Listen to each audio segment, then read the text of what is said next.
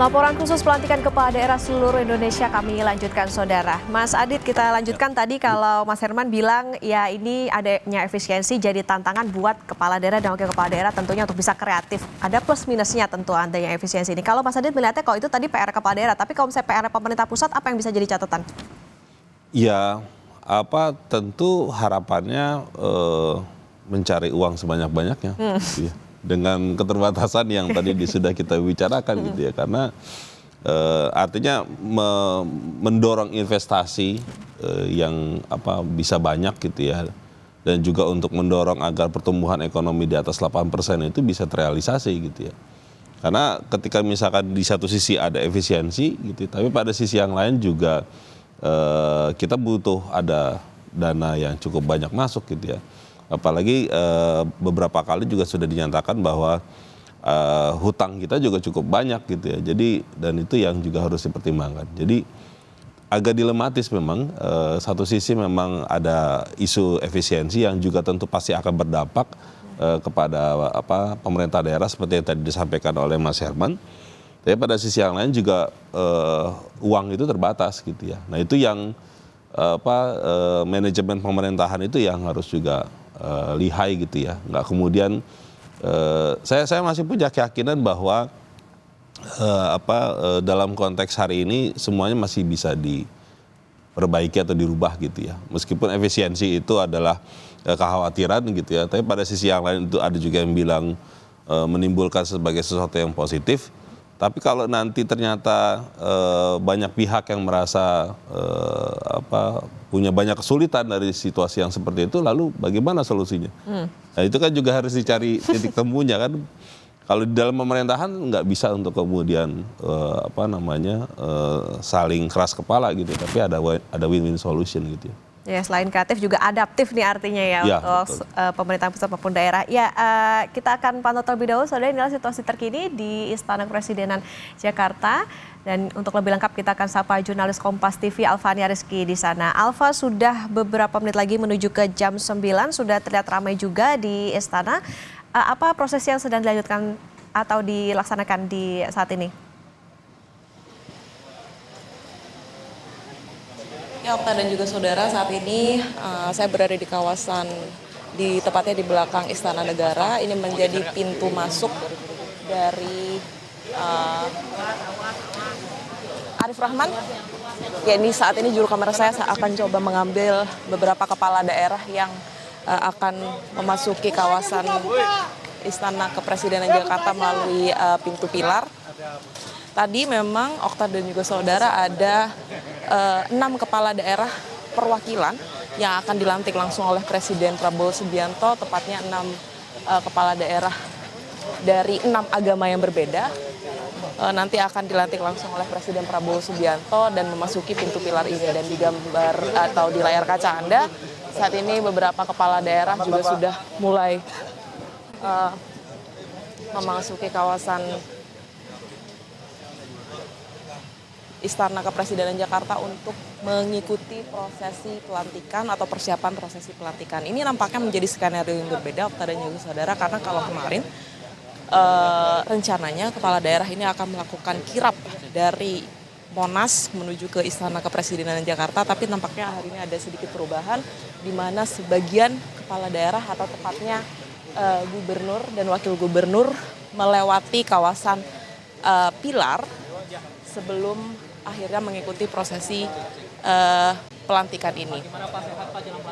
Tapi yang juga menjadi perhatian ini menjelang beberapa menit sebelum pelantikan, mereka juga harus mengikuti beberapa gladi bersih lagi di dalam tenda yang sudah disiapkan, karena menurut info yang kami dapatkan bahwa walaupun gladi bersih sudah dilakukan pada hari kemarin, tapi hari ini persiapan matang harus disiapkan kembali karena ada beberapa perubahan yang kemudian diberikan oleh protokol Istana Kepresidenan, sehingga ada penyesuaian lagi terkait dengan persiapan, apakah nanti ada perubahan siapa saja yang akan dilantik atau dari susunan acaranya apakah Presiden akan memberikan arahan.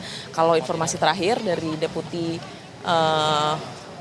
Protokol Pers Istana menyebutkan bahwa Presiden Prabowo Subianto akan memberikan arahan langsung kepada kepala daerah usai pelantikan, dan nanti kalau skenarionya juga tidak berubah, Okta dan juga saudara, kepala daerah dari seluruh kawasan di Indonesia ini akan bersalaman langsung dengan Presiden untuk mendapatkan ucapan selamat. Sejauh ini seperti itu, Okta.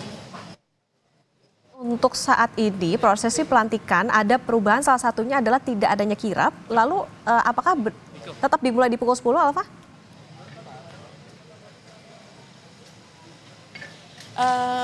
Okta dan juga saudara, saya tidak bilang bahwa kirap ditiadakan, tetapi kepala daerah atau tepatnya gubernur dan wakil gubernur ini nampaknya ada perubahan gitu. Dari awalnya akan mengikuti kirap dari Monas menuju istana, tetapi mereka langsung memasuki kawasan istana melewati pintu belakang Istana Kepresidenan Jakarta atau biasa wartawan kenal dengan pintu pilar. Tapi nampaknya kalau kepala daerah, bupati maupun wali kota ini tetap mengikuti kirap, tapi ini masih harus kita pastikan lagi karena saya belum bisa mengakses area depan istana karena saat ini juga akses kami terbatas, tetapi kita akan ikuti bersama nanti prosesinya seperti apa. Okta. Oke, baik, terima kasih atas laporan Anda, jurnalis Kompas TV Alfania Rizky dari Istana Negara Jakarta. Ya, saya ke Mas Herman deh. Tadi soal bagaimana tentu kalau kita katakan kreatif, adaptif, nampaknya mudah untuk diucapkan, tapi ya bisa jadi sulit untuk dipraktikkan. Seberapa berpengaruh efisiensi ini terutama untuk pembangunan di daerah-daerah atau yang mungkin sudah berjalan kemudian nanti akan dilanjutkan lagi di periode pemerintahan yang berikutnya tapi di tengah situasi adanya efisiensi anggaran itu? Ya, ya tentu ketika para kepala daerah nanti itu balik dari dan ke daerah, mereka itu melihat kembali RKPD itu ya, Rencana Kerja Pemerintah Daerah tahun 2025, apakah sejalan dengan program prioritas yang sudah dijanjikan dalam masa kampanye gitu ya. Tetapi memang sebelum itu ya dia harus memastikan dulu karena sekarang bapeda-bapeda di daerah itu sudah menyiapkan namanya itu rancangan teknokratik gitu ya untuk RPJMD gitu ya. Nanti RPJMD itu akan menjadi panduan untuk RKPD 2026 sebetulnya. Tetapi karena sekarang sudah menjalankan pemerintahan yang baru, tentu RKPD yang 2025 ini mesti disesuaikan dengan visi dan misi dan juga program prioritas kepala daerah yang terpilih gitu ya. Itu yang pertama. Kemudian yang kedua, sebetulnya ini juga menjadi tantangan gitu ya, karena yang kami tahu RPJMN di nasional gitu, Rencana Pembangunan Jangka Menengah Nasional itu belum juga dipublikasi oleh pemerintah pusat gitu ya. Memang kita sudah punya program Astatita yang selalu disampaikan oleh pemerintah pusat, tetapi kan dokumen perencanaan itu mesti harus bersandar pada hitam putihnya itu pada RPJMN 2025-2029 dan itu yang menjadi panduan untuk kerangka perencanaan di daerah gitu ya. Nah, karena itu menurut kami yang mesti dilakukan dalam jangka pendek ini gitu ya, minimal 2-3 bulan ke depan bagi pemerintah daerah adalah mulai menyisir kembali apa yang disebut dengan money flow program tadi. Dia punya program prioritas A, B, C, D, mesti disesuaikan dengan ketersediaan dana yang ada. Gitu. Itu yang pertama. Kemudian yang kedua, sembari menjalankan realokasi kegiatan, kemudian pendanaan, dia juga mesti memikirkan dalam jangka pendek itu bisa setahun ke depan itu untuk bisa mengaktifkan potensi-potensi pajak dan retribusi daerah yang selama ini memang belum disentuh dengan baik gitu ya. Karena catatan kami sebetulnya di daerah itu mereka itu punya potensi pajak dan retribusi daerah yang baik gitu ya. Tetapi kendalanya adalah di sisi administrasi pemungutannya gitu ya. Ini yang menurut kami jangka pendek yang bisa dilakukan secara cepat oleh para kepala daerah yang terpilih gitu atau yang dilantik pada hari ini gitu ya. Bagaimana bisa menarik uang begitu banyak dari potensi-potensi yang ada dengan melakukan inovasi di sistem pemungutan, misalnya dengan digitalisasi pemungutan pajak dan juga retribusi daerah. Itu yang menurut kami mesti dilakukan jangka pendek ini gitu ya. Sementara yang lain di belanja-belanja yang sudah ditetapkan di dalam RKPD 2025 dan itu didukung dengan APBD 2025 gitu ya. Menurut kami ini mesti dilihat satu persatu kembali agar sejalan dengan dukungan pendanaan yang ada di dalam APBD itu. Gitu. Oke, berarti akan ada bisa dikatakan perombakan lagi ke kebijakan-kebijakan yang sudah disusun? Mestinya, karena di level nasional saja kementerian dan lembaga kan sekarang melakukan itu gitu ya. dengan pemotongan-pemotongan yang ada, mereka harus mencari program yang bisa dijalankan atau yang menjadi prioritas. Begitu pula di daerah, gitu ya. Jadi para kepala daerah besok itu pulang, gitu ya. Kami mendorong langsung menemui Bapeda dan juga Sekda, gitu ya, untuk melihat dengan keterbatasan dana yang ada, apa yang kita bisa jalankan. Dari pemberitaan yang kami baca dari sejumlah media di level lokal, gitu ya, bahkan mereka sebetulnya dinas-dinas itu sudah mengeluh, gitu ya, terutama dinas PU misalnya. Mereka itu nggak punya dukungan pendanaan untuk menjalankan program-program yang mereka sudah tetapkan di dalam RKPD 2025 ini, gitu. Oke, itu menarik. Bagaimana efisiensi ini ternyata berdampak bahkan tidak hanya jangka pendek, jangka menengah, bahkan jangka panjang untuk nantinya program-program ke depannya. Mas Adit, di situasi seperti saat ini, adanya efisiensi, meskipun kemarin Mendagri bilang bahwa ini justru dilakukan di tengah efisiensi, dari 14 hari jadi 7 hari ini retretnya. Tapi kan yang harus dilalui oleh kepala daerah, wakil kepala daerah sebelum menjabat ini cukup panjang. Apakah di tengah efisiensi seperti saat ini, adanya retret itu, menurut Mas Adit seperti apa? Ya, ini yang saya sangat paham gitu ya, yang tadi disampaikan Mas Herman itu menjadi sebuah dilematis buat kepala daerah gitu ya, nanti ketika pulang gitu ya. Dan menurut pandangan saya di dalam retret itu malah seharusnya bisa menjadi forum untuk bisa mencari solusi dengan apa yang tadi disampaikan Mas Herman gitu.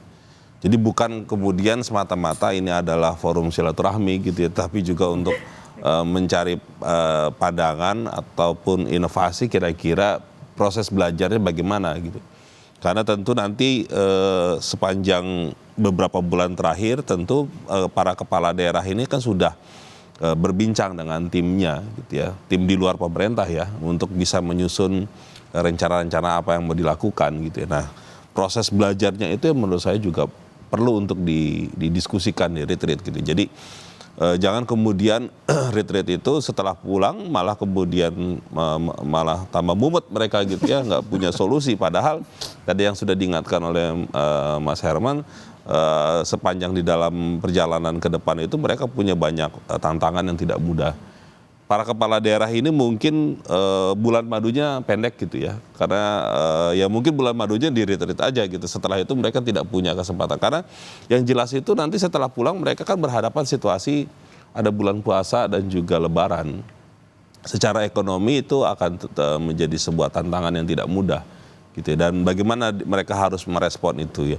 Bagi yang daerah seperti Jakarta ataupun di Jawa gitu ya, yang memang punya APBD yang besar, mungkin tidak punya dampak yang signifikan gitu ya. Tapi bagi daerah yang dia punya kesulitan terkait dengan hal itu dan sangat tergantung juga dengan pemerintah pusat, mereka kan harus mikir banyak cara gitu ya, agar bisa yang kemarin dijanjikan, mereka misalkan taruhlah kepala daerah punya janji ada 10 Mbak Okta.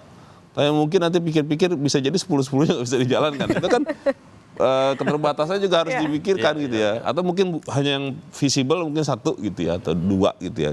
Nah itu yang juga bisa disampaikan gitu ya. Jadi artinya retreat itu mestinya menjadi sarana gitu ya, untuk kemudian berdialog dan berdiskusi, cari solusi yang terbaiknya seperti apa. Cari solusi utak-atik. Ada problemnya sama gitu. Ya, mereka punya problem yang sama. Saat ini. Oke, saudara, usai jeda laporan khusus pelantikan Kepala Daerah seluruh Indonesia akan kami lanjutkan. Tetaplah bersama kami.